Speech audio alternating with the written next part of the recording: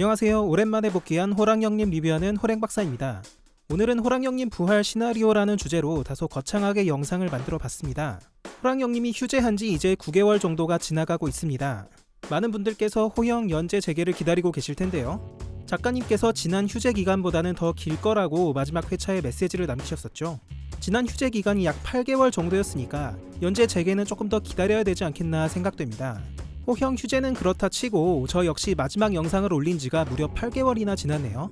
쌍둥이가 태어나고 한 달 동안은 산후도우미가 계셔서 어떻게든 영상을 올렸었는데요. 그분이 가신 뒤로는 육아의 귀신굴에 떨어져서 지옥불을 제대로 맛보고 왔습니다. 최근에 육아를 도와주시는 분이 생겨서 이제야 영상을 만들 시간이 생겼네요. 이번 휴재를 지켜보면서 다들 여러가지 생각과 의견이 많으실 텐데 저도 나름 7년 동안 호형을 분석하고 리뷰한 사람으로서 참 만감이 교차했던 것 같습니다. 그래서 오늘은 호형이라는 작품에 대한 지금의 상황, 앞으로의 방향에 대해 제가 생각했던 것들을 말씀드려 보려고 해요. 호형 3부가 아프카의 본격적인 등장, 그리고 라오허의 죽음을 끝으로 잠시 중단되었죠. 막판에 매화 엄청난 분량과 연출로 강한 드라이브를 거셨는데 결국 작가님께서 건강 문제로 휴재를 하신 것이고 복귀 시점도 언제가 될지 모르시겠다고 했기 때문에 다들 기약 없이 기다리시는 중일 것 같습니다. 어떤 분들은 이번 휴재가 차라리 잘한 결정이라고도 해요. 3부 연재 기간 동안 이런저런 이슈들이 좀 있었죠. 저도 지난 영상에서 말씀드렸지만 설정 부분이라든지 작화 문제라든지 전개가 늘어진다든지 비판의 목소리가 있었던 것이 사실입니다. 작가님께서도 이런 비판의 목소리를 받아들이시고 뭔가 개선을 위해 겸사겸사 휴재를 하신 거라고 생각합니다. 호랑형님이 2015년부터 연재하기 시작했으니까 이제 9년차에 접어든 작품인데요. 9년간 많은 스토리들이 진행되고 중요한 떡밥들도 풀렸지만 여전히 세계관의 많은 부분들이 밝혀지지 않았죠. 심지어 3부 들어서 과거 불암 시절에 있었던 8왕의 존재라든지 무지기 일족이라든지 더욱 거대한 세계관이 열리면서 이게 대체 어디까지 커질 것이냐, 연재 9년차 웹툰의 전체 그림이 아직도 가늠이 안 되는 수준이라면 호형의 완결은 내가 죽기 전까지 볼 수 있을 것인가 생각이 들 법도 합니다. 작가님도 우스갯소리로 이런 짤을 그리신 적도 있었죠. 대체로 다들 공감하시는 부분일 듯합니다. 이제는 과거에 던져진 궁금증들이 적극적으로 해소되면서 작품의 클라이막스를 향해 슬슬 시동을 걸어야 될 때가 아닌가 하는 생각이 들어요. 작품의 주인공인 아랑사와 아비사, 가오리는 아직도 크게 성장하지 못했고 빠루도 겨우 항마병 1티어 추호 정도 하고 맞짱 뜨는 수준에 머물러 있죠. 작품의 메인 주인공급 인물들의 성장 스토리가 빠루와 무케를 제외하고는 현재 없는 상태인데요. 넉넉 잡고 앞으로 10년 더 연재된다는 가정하에 이제는 이 주인공들이 본격적으로 전면에 나서서 달아줘야 되지 않겠는가 생각이 듭니다. 지금까지는 너무 수동적인 입장에서 여러 사건에 휘둘려 왔었죠. 여튼 돌아와서 오늘 제가 말씀드리고 싶은 것은 앞으로의 연재 방향에 대한 저의 개인적인 희망사항들입니다. 그 전에 지난 9년간 진행된 스토리를 간단히 돌아보는 게 좋을 것 같은데요. 시놉시스에 언급된 메인 주인공들의 성장 스토리가 다소 부족했다고 해서 지금까지 진행된 스토리들이 의미 없는 것이 아니죠. 그동안 착실한 빌드업을 해왔다고 생각합니다.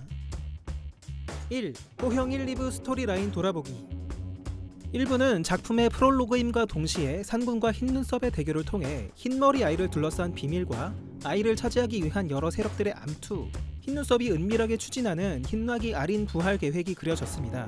그리고 의문의 존재 아프카가 흰산의 주인으로 즉위하는 것이 매우 중요한 사건이 될 거라는 점을 분명히 드러냈죠.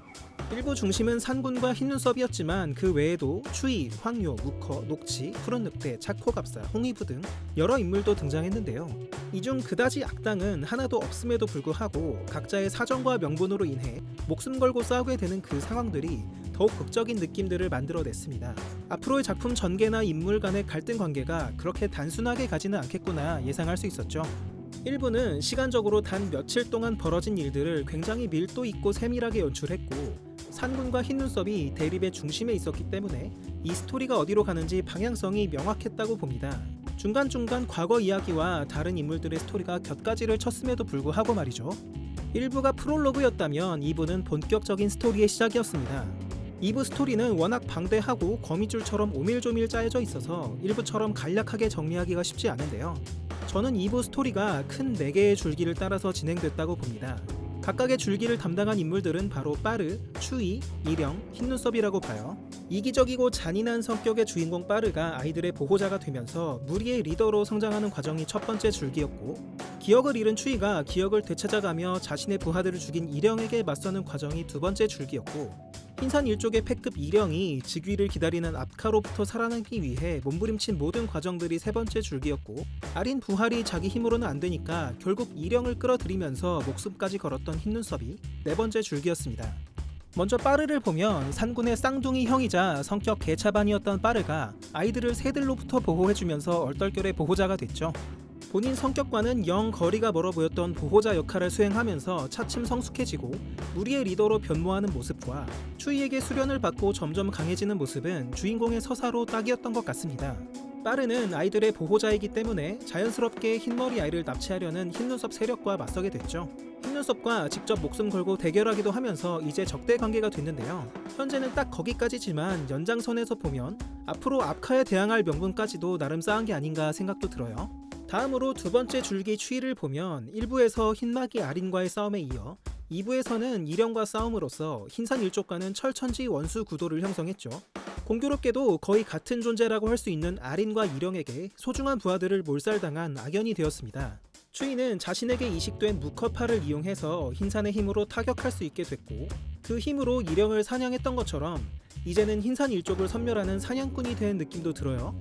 추이의 혼이 어떤 거대한 존재와 연결되어 있다는 떡밥까지 나온 상태고, 작가님은 추이의 역할이 작품에서 매우 크다고 하셨죠. 또한 추이는 아랑사, 아비사, 무케 등 흰산의 힘을 이어받은 아이들의 보호자였고, 기억이 돌아온 후에도 그 정체성을 버리지 않았기 때문에 앞으로의 행보가 가장 궁금한 인물이기도 합니다.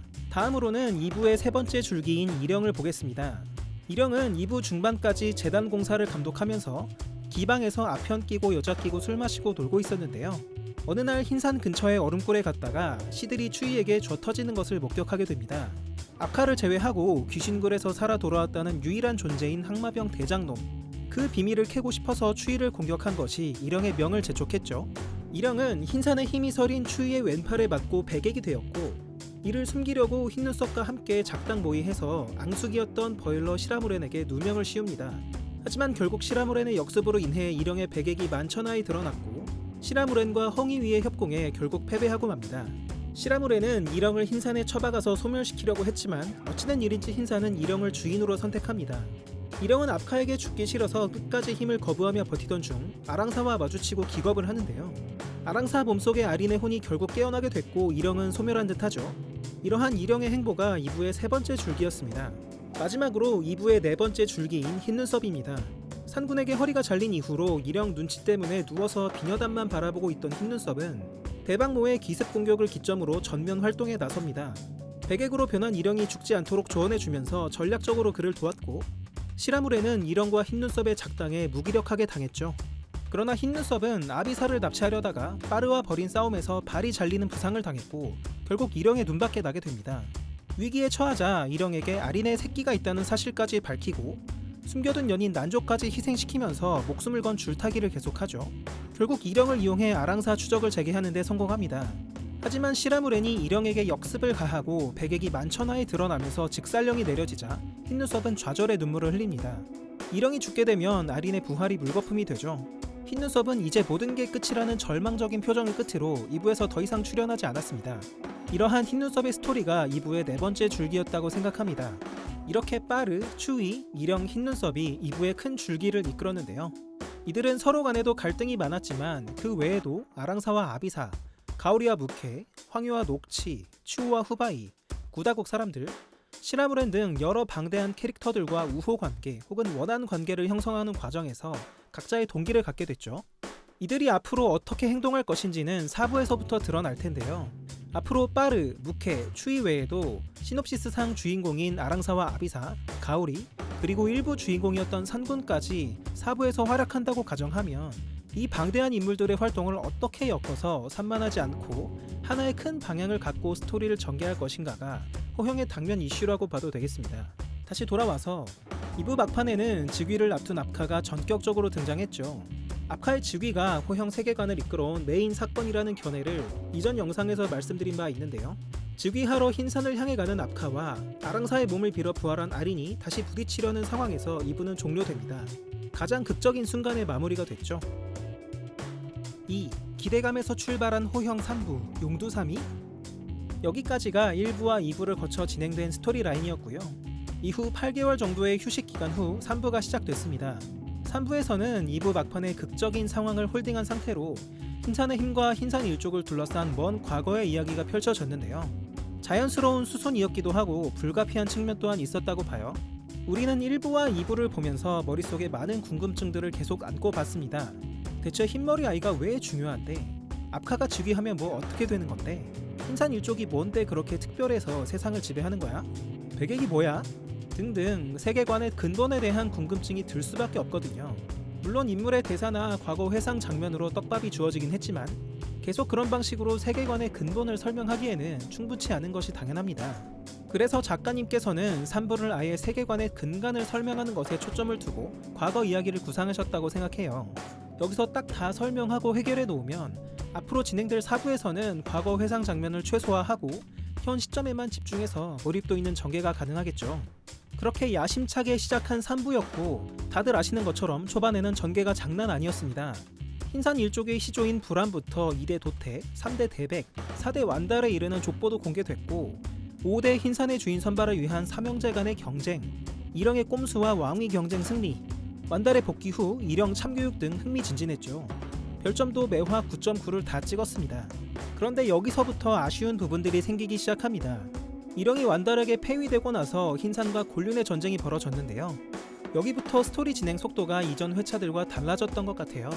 흔히 말하는 전개가 늘어진다라는 느낌이 생긴 것인데 3부 전체가 그랬다기보다는 완달과 천재의 전쟁 스토리부터 그런 의견들이 갑자기 많아졌습니다. 그런데 막상 완달과 천재의 전쟁을 지금 돌아가서 다시 보면 그렇게까지 늘어지는 전개는 아니라고 느껴져요. 완달과 랑랑의 전투가 4화 정도로 약간 길었던 감은 있지만 전쟁의 양상 자체는 흥미로웠습니다. 완달이 혼자 맞서는 척 천재를 전장으로 이끌었고 이 타이밍에 맞춰서 라우허가 적진 한가운데서 천재를 배신 때렸고 막판에 모란이 정수주와 함께 등장하면서 완전히 역전시켰죠. 그런데 왜 우리는 한창 연재되던 그 시점에 계속해서 전개가 늘어진다는 느낌을 받았던 것이냐?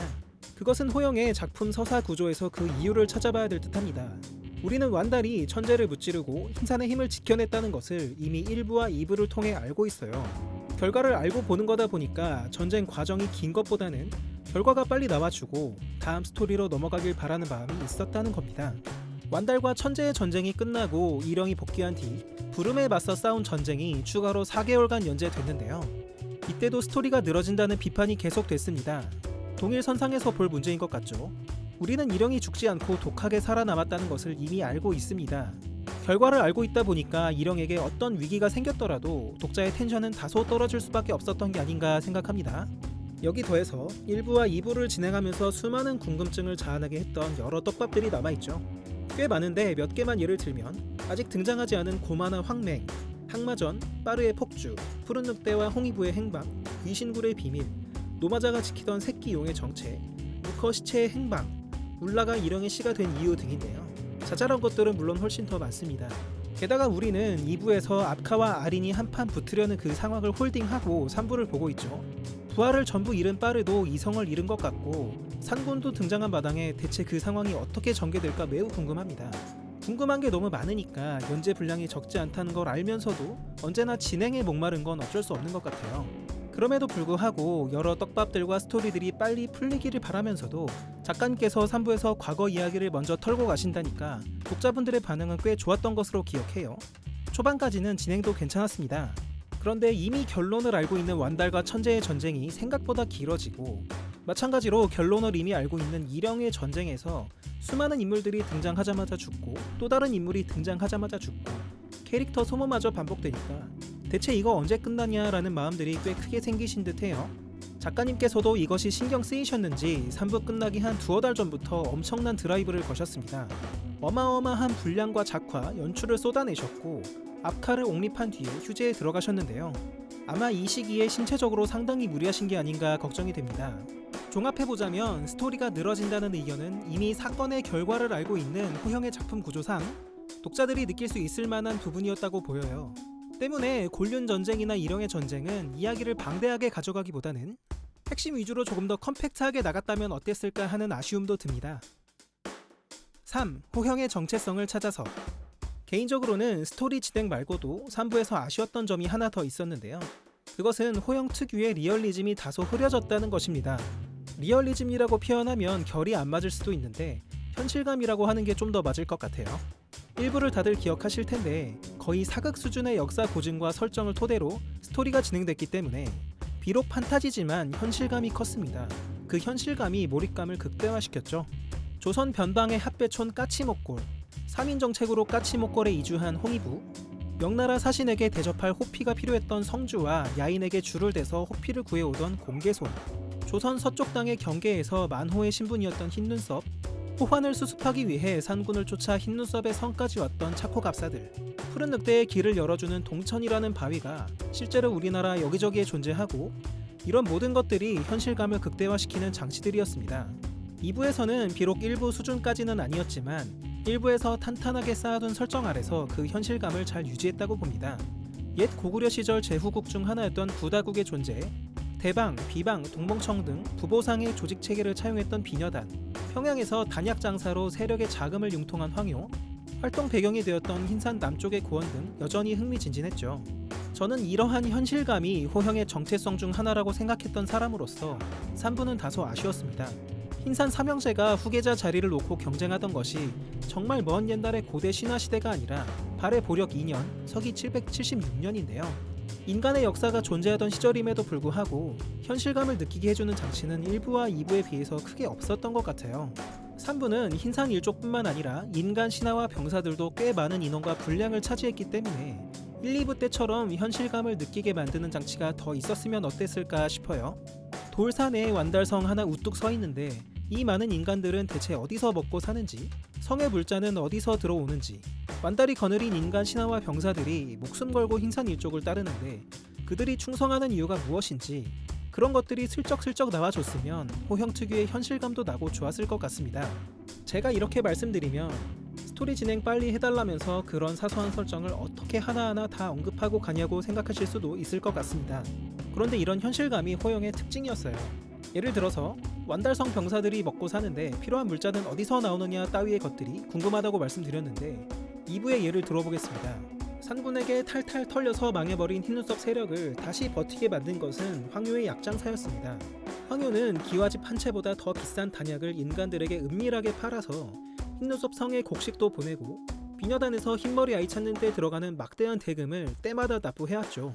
약을 파는 과정에서 향처와 경처 간 암투에 휘말리기도 하고 단약을 팔면서 때로는 약속어음을 받기도 하고, 그런 설명은 없어도 스토리 진행에 큰 상관은 없을 텐데 작가님은 그런 현실감 있는 세계관에 대한 묘사를 본인께서 굉장히 좋아하셨습니다. 그런데 그런 것들이 3부에서는 샥 사라진 것이 개인적으로는 아쉽다는 것이죠. 물론 빠른 전개를 위해서 독자들의 상상에 맡기고 설명을 생략하셨을 수도 있을 겁니다. 하지만 3부에서 주를 이루는 등장인물들이 대부분 인간을 아득히 초월한 영험한 짐승이거나 아예 신격을 갖춘 신적 존재들이라는 것을 감안했을 때 앞서 말씀드린 현실감 있는 설정들이 조금 더 강조되었더라면 현실 기반 판타지라는 호형의 색깔을 조금 더 지킬 수 있었을 거라는 아쉬움이 개인적으로는 들어요. 3부 들어서 리얼리즘이 다소 흐려진 것 같다는 의견을 길게 말씀드렸는데 연장선에서 조금 더 이야기해 보겠습니다. 돌이켜보면 전투도 1부에서 2부로, 2부에서 3부로 갈수록 조금 더 비현실적이고 판타지스러운 초월적인 전투들이 나왔던 것 같아요. 먼저 1부를 보자면 세계관에서 최상위급 강자인 공명무커를 상대한 추이의 전투를 봐도 기공보다는 주로 무투가 많았고 추이가 쓰는 불도 그렇게 무지막지한 화염은 아니었습니다. 당연히 인간이 대적할 수 없는 강한 짐승들이었지만 온갖 화포를 동원하면 그래도 인간 세력이 그들에게 상처 정도는 입힐 수 있겠다 생각은 들 정도였어요. 세계관 최강이라는 아린도 1부에서만큼은 비현실적, 초월적 존재는 아니었던 것 같습니다. 흰산을 침범한 추이들을 죽일 때 보면 큰 나무 하나를 부셔서 수십 수백 개의 조각을 만든 다음 염동력으로 쏘죠. 그 정도 수준이었습니다. 물론 힘을 다 안 쓴 것일 수도 있지만 흰산을 통째로 날려버릴 정도의 초사이어인급 강자로 묘사되진 않았던 것 같습니다. 그런데 2부와 3부에 와서는 이미 인간이 대적할 수 없을 정도로 짐승의 힘이 강하게 표현된 느낌이 있는 것 같아요. 이 장면에서부터 저는 그런 것들을 조금 느꼈었는데요. 바보 추이가 할조들로부터 아이들을 구하기 위해 출동한 장면인데 맨주먹으로 두꺼운 돌 성벽을 그냥 터뜨려 버렸습니다. 1부에서 묘사된 적이 없는 차원이 다른 강함이었죠. 추이의 사자후도 1부보다 위력이 몇 배는 강해진 것 같습니다. 1부에서는 그냥 나무 파편을 분쇄시키는 정도로 그려졌는데 2부에서는 거의 지형을 부술 정도가 되죠. 당시에는 그 장면을 보면서 가슴이 웅장해진 것이 사실이지만 마치 무협지에서 수백 년 내공을 쌓은 수준의 술법이 갑자기 등장하니까 뭔가 전반적으로 캐릭터들이 파워업이 됐다라는 걸 느낄 수 있었어요. 이후로 2부, 3부가 진행되면서 자연물의 힘을 사용하는 버일러가 등장하고 다양한 신격들, 천재까지 등장하면서 힘의 수준이 너무나도 커져버린 것 같습니다. 물론 스케일이 커진 게 나쁘다는 것은 아니지만 일부에서 느꼈던 그 리얼함과 현실감이 옅어지고 판타지스러움이 다소 짙어진 것이 개인적으로는 아쉬워요. 어쨌든 3부는 신적 존재들이니까 초현실적인 힘을 쓰는 것도 그럴 수 있다고 봅니다. 그런데 작가님께서 2부 후기에서 말씀하신 바로는 한 4부 정도부터는 짐승과 인간의 대결 구도가 그려질 것으로 보이는데요. 아카나 아린, 시라무렌 등 초현실적인 존재들이 건재한 상황에서 인간이 어떤 방법으로 대적할 수 있을지 지금으로서는 지켜봐야 할 듯합니다. 4. 어려운 상황일수록 처음으로 돌아가자. 지금까지 쭉 3부에 아쉬웠던 점들을 말씀드렸는데요. 저는 앞으로 호영이 이렇게 연재되면 좋겠다는 지극히 개인적인 희망사항을 갖고 있긴 합니다. 호영 리뷰 유튜브를 거의 7년간 운영해오다 보니까 어느 날 문득 떠오른 생각인데요. 제 의견이 뭐라고 당연히 작품에 반영될 리는 없겠습니다만 그냥 오랫동안 이 만화를 본 사람으로서 얘기를 한번 해보고 싶었습니다. 저는 작가님의 역량이 가장 빛을 발했던 연재 스타일이 바로 1부였다고 생각합니다. 크게 두 가지 측면에서 그렇다고 보는데요. 첫 번째는 작가님의 장점인 세밀하고 극적인 연출력이 제대로 발휘되었기 때문이고, 두 번째는 사건 전개에 꼭 필요한 인물들만 밸런스 있게 등장해서 굉장히 밀도 높게 스토리 설계가 이뤄졌다는 것입니다. 잠시 호영 일부의 특징을 돌아볼까요? 산군이 까치목골에서 추위와 황유의 습격을 받고 나서 흰눈썹의 성까지 쳐들어가서 아랑사를 구출한 스토리가 일부였습니다. 등장인물이 적지는 않았지만 사건 전개에 반드시 필요했던 인물들만 컴팩트하게 등장했고, 시간상 2-3일 동안 벌어진 사건을 비교적 긴 회차로 밀도 있게 그리셨기 때문에 몰입감이 대단했죠. 이러한 스토리 구조 하에서 작가님의 장점인 세밀하고 극적인 연출력이 극대화됐다고 저는 봅니다. 각 캐릭터의 대사나 표정, 행동, 심리, 전투에 있어서 디테일이 대단했죠. 이러한 연출력이 호영의 독보적인 작품성을 만들어낸 비결이자 팬들이 호영에 몰입했던 이유 중 하나라고 봐요. 1부에서는 비판 여론이 있었던 3부 후반기 대비해서 세 가지 특징이 보이는 듯한데요. 첫 번째는 마치 영화 같은 느낌의 디테일한 연출이 적재적소에 있었다는 겁니다. 예시를 하나 가져와 봤는데요. 이 장면은 홍위부가 미호에게 활질을 하는 공개손을 응징하는 장면입니다. 홍위부가 여우를 쏘지 말라는데도 공개손이 계속 깝죽대던 상황이죠. 그러자 작가님께서는 작은 컷으로 홍위부의 표정을 잡아주는데요. 작은 컷이지만 이 표정 하나가 독자들에게 주는 느낌은 묵직했습니다. 자세히 보면 얼굴에 그늘이 져있고 동시에 내뿜는 살결인 눈빛을 보면 뭔가 간담이 서늘해지는 느낌을 주는데요. 야, 이거 홍위부가 공개손을 죽이려는 것 같다라는 상상이 들게 만들고 인물에 몰입하게 되죠. 그리고 역시나 홍위부는 작두를 가져와서 공개손을 죽이려고 했습니다. 전투 중간중간에도 한 번씩 인물의 표정을 통해 이 캐릭터가 지금 전투에 대해서 어떤 판단을 하고 있는지 직관적으로 보여주시기도 했죠. 무커와 싸우는 추이를 보면 무커의 앞발 공격을 회피한 뒤에 작은 컷으로 진지한 눈빛과 콧등에 땀이 보이는데요. 지금 추이가 전투에 임하는 태도가 어떠한지 상상할 수 있습니다. 연속 동작을 작은 컷들로 쪼갰으로써 뭔가 더 생동감 있게 보여주는 묘사도 있었죠. 이건 홍위부가 풍과 싸울 때 풍의 공격을 막고 반격하는 장면인데요. 다리 공격을 두 팔로 막은 뒤에 반격하는 장면이 연속 동작으로 그려졌습니다. 만약 이 작은 컷들이 전부 메인 컷으로 그려졌다면 연속감도 떨어지고 분량을 지나치게 먹어서 스토리 전개도 지장이 있었을 듯해요. 적절한 작은 연속 컷들로 역동성을 보여주는 연출이 몰입감을 더 주었다고 생각합니다. 1부의 두 번째 특징을 보자면 대사에서 느껴지는 캐릭터성이 보다 선명하고 일관적이었다는 것입니다.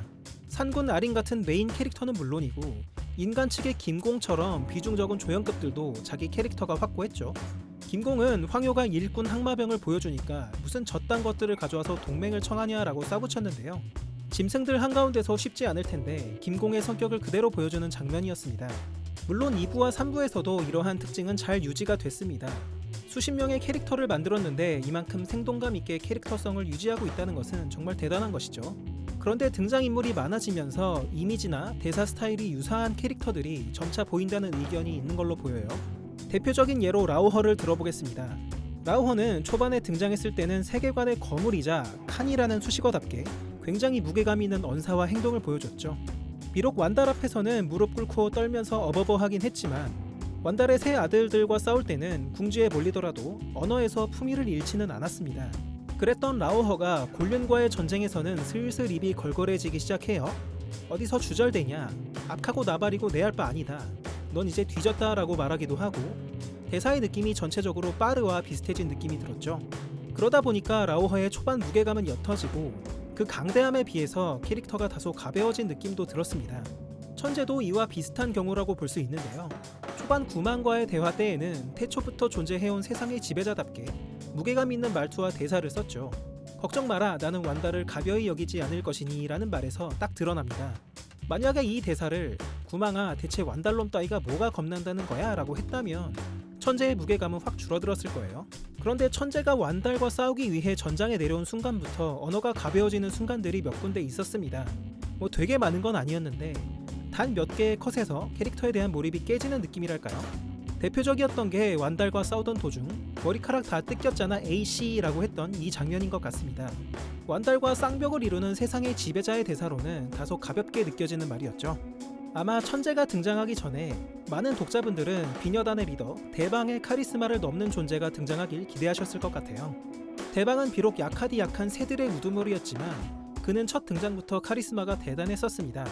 말투 하나하나가 큰 무리를 이끄는 우두머리의 언어였고 드러내고 화내지 않아도 말에 무게가 있었죠. 문제를 수습하는 방식 또한 명분과 실리를 챙기면서도 합리적이었습니다. 그런데 세상의 지배자이자 태고 쪽부터 존재해온 천재의 언행이 대방보다도 가볍다면 호형을 계속 봐왔던 팬들의 입장에서는 이거 뭐지? 라는 생각이 들 수도 있을 것 같아요. 만약 천재가 대방을 뛰어넘는 카리스마와 무게감을 갖췄으면서도 자기 결정을 거스르는 자에게는 무자비한 캐릭터였다면 더 좋지 않았을까 생각이 듭니다. 다음으로 1부의 세 번째 특징인데요. 이게 아마 가장 핵심적인 특징일 겁니다. 바로 스토리 설계가 완벽했다는 것입니다. 저는 1부 스토리가 정말 치밀했다고 보는데요. 산군이 율죽을 맞고 쓰러진 그 장면을 위해서 어느 하나 필요하지 않았던 캐릭터가 없었죠. 우리가 흔히 완벽을 정의할 때 뭔가를 자꾸 더하는 것이 아니라 더 이상 뺄 것이 없는 상태라고 말을 하잖아요. 저는 1부가 그랬다고 생각합니다. 산군, 홍위부, 푸른 늑대, 왕태, 차코갑사 등 수많은 인물들이 흰 눈썹의 성으로 모여들도록 각자의 동기가 독자에게 잘 이해되게 설계되었고 충분히 연출됐고요. 그들이 한 장소에 모임으로써 자연스럽게 서로 부딪히는 상황으로 전개될 수 있었죠. 더 이상 덜어낼 것이 없는 군더더기 없는 스토리 전개였습니다. 어쩌면 작가님의 장점인 디테일한 연출을 최고로 잘 살리는 방법은 일부의 스토리 설계를 복기해보는 것일 수도 있다고 봅니다. 핵심 스토리라인 전개와 크게 관련이 없는 인물이나 에피소드는 최대한 덜어내고 핵심 인물과 사건의 디테일을 살리는 형태로 분량을 쓰는 것이 작가님의 장점이 가장 극대화되는 구조가 아닐까. 지난 7년간 제가 했던 리뷰와 분석을 돌아보니까 이런 생각에 이르게 됩니다. 물론 그렇게 한다면 지금보다 등장인물과 사건이 줄어들게 되고 세계관의 확장은 줄어들겠죠. 하지만 보다 컴팩트하고 스피디한 스토리 전개에 분명 도움이 될 것이고 인물과 사건에 대한 집중도와 몰입도가 커지면서 독자들의 감정이입이 더욱 살아날 수 있다고 봐요. 방금 전에 감정이입에 대해서 언급드렸는데요. 호형처럼 주요 캐릭터 간 파워 차이가 심한 작품에서는 이 감정이입이 상당히 중요한 요소가 될 것 같습니다. 우리가 보통 만화를 보면 세계관 최정상급에 비해 강하지 않은 인물들은 활약할 여지가 줄어들잖아요. 그런데 이를 극복할 수 있는 열쇠가 어쩌면 감정이입이라고 봅니다. 일부를 돌아보면 잡캐릭끼리의 싸움이 꽤 있었는데요. 대표적으로 홍위부와 풍의 대결이 있었죠. 산군 부커 추이가 목숨 걸고 싸우는 에피소드와 베르탱게가 산 분신술을 쓰면서 간지를 뽐내던 그 시점에 고작 인간 홍위부와 팔 하나 잘려서 맞간 풍의 대결이라니 다소 맥이 빠지는 느낌이 있었습니다. 저는 당시에 몇 주간 연재분을 보면서 얘네 싸움 언제 끝나냐 생각했던 기억이 있어요. 그런데 호영 1부가 끝나고 나서 다시 그 전투를 돌아보니까 심금을 울리는 뭔가가 있더라고요. 그 이유는 제가 호영 세계관에 빠져들게 되면서 홍위부와 풍이라는 캐릭터의 서사에 몰입했었기 때문이었습니다. 둘 다 강함으로 보면 잡캐릭인 건 맞지만 그들에게는 서사가 있었기에 둘의 전투가 시시해 보이지 않았던 거죠. 홍위부는 추이의 공격으로 아내 미호가 여우 미물로 돌아가 버렸기에 절망했었고 딸 아비사를 찾겠다는 일념 하나로 항마병과 맨몸으로 싸운 인간이었습니다.